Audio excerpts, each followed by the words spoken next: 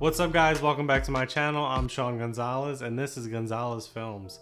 Today we're doing a review of the brand new Rapido Technology FVD-24A. I've been waiting a long time for this one, so we're gonna get into it right now.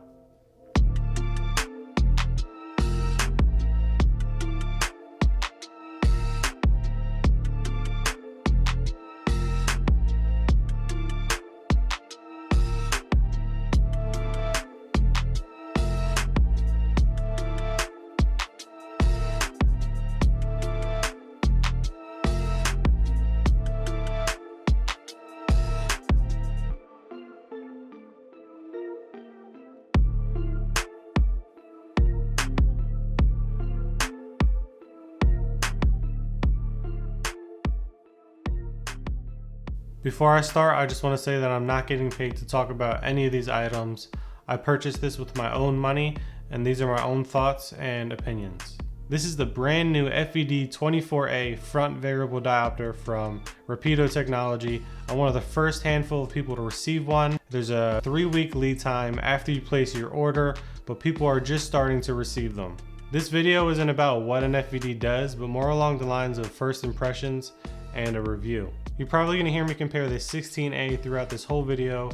That's only because that's what I used before I got this. Why upgrade to the 24A instead of just keeping the 16A? For me personally, I love the wide anamorphic look, and with the scopes that I own, the Kowa B&H, Schneider Cinelux ES, the Nikkor 16C, and a few other scopes, I wanted a wider field of view, and I couldn't do that with the 16A. Vignetting was a big issue with some of those scopes, not including the Kowa, but most people own at least one or some of them. And everyone knows once you start stacking lenses, vignetting will just start creeping up on you. You can always crop and post, but I'm not a big fan of that. I like to retain as much information in my image as possible, and I think it's better that way. I spoke to Jim over at Rapido just a little over a year ago and brought up an idea for a bigger FVD, something bigger than the 16A, but smaller than the 35A. Along the lines of a 95mm front glass optic, this way people could use wider taking lenses, 35-40mm, without vignetting as much, if at all. But keep in mind, this was aimed towards or leaning more towards the Kowa scopes, like the B&H, the 16H, the Elmo 2, the 8Z, but will definitely give you an advantage on some of your other scopes too. Fast forward a year later, here it is in my hand. The guy's a genius. He knows exactly what he's doing. Some of the main advantage points for me would be being able to go wide, close focusing, and less vignetting. With the 16A, I couldn't do that. Don't get me wrong, the 16A is a great piece of gear and I don't regret having it at all. The only reason I upgraded is for the benefits that I mentioned and to recoup some of the money for this guy. I've had it for a couple days now and I'm just getting used to it. And as you know, it's bigger, it's heavier, but it's pretty much more or less the same. I'm gonna go over some of the specs of the 24A, this way you guys know what you're working with in case you decide to upgrade or get one yourself. All of this information is also listed on Rapido Technology's website. I'll put the link down in the description for you guys, just in case you decide to check it out. It costs $799 plus tax. I got the adapter ring as well, so my total was a little bit more, $914.92 with shipping included. It has a 95mm front filter thread and a 95mm front glass element. The rear has a 86mm filter thread and a 73.7mm glass element. The hole diameter on both sides is roughly the same, 116 to 117mm front and rear. It focuses from 0.8 meters or 31.5 inches to infinity. Focus throw is 180 degrees, just like the 16A. It weighs 690 grams or 1 pound, 8.4 ounces. The body thickness is 36.5 millimeters. The lens fully extended is 53.1 millimeters. 3 thumb screws for a secure hold. The 16A has 1. The coatings look like a magenta color on this lens compared to a greenish tint that my 16A had.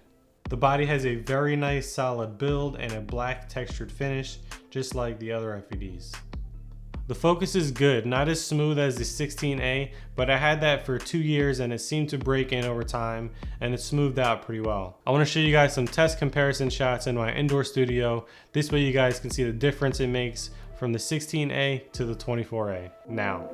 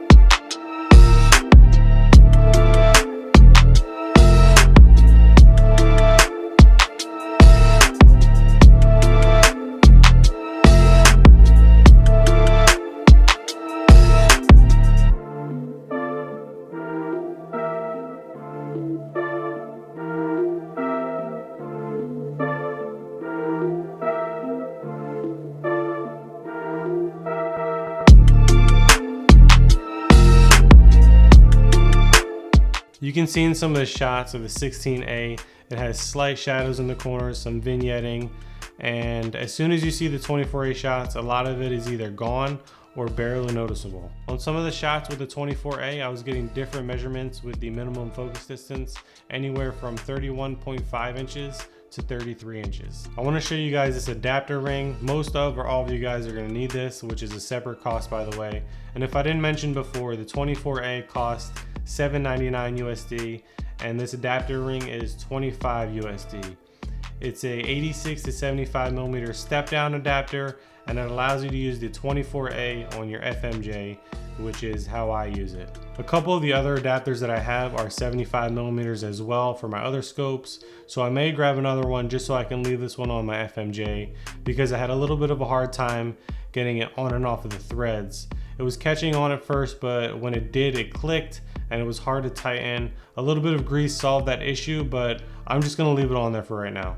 There's also a lens hood you can order for the 24A, which is a separate cost, and it goes on the front of the lens all the way around, so it's flush with the top of the lens, and it just helps so the lens doesn't look like it's protruding in and out when you're focusing, which doesn't bother me because I had the 16A and I didn't have the lens hood on that. So if I need it later on down the line, I can order one, but for now, I'm okay.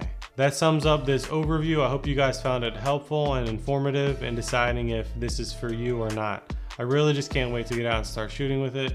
But remember, focus on your story and then focus on gear. I'll see you guys next time. Thanks for watching, guys. I appreciate the support. If you found this video helpful, make sure you hit that subscribe button, drop a comment down below, and I'll see you guys next time.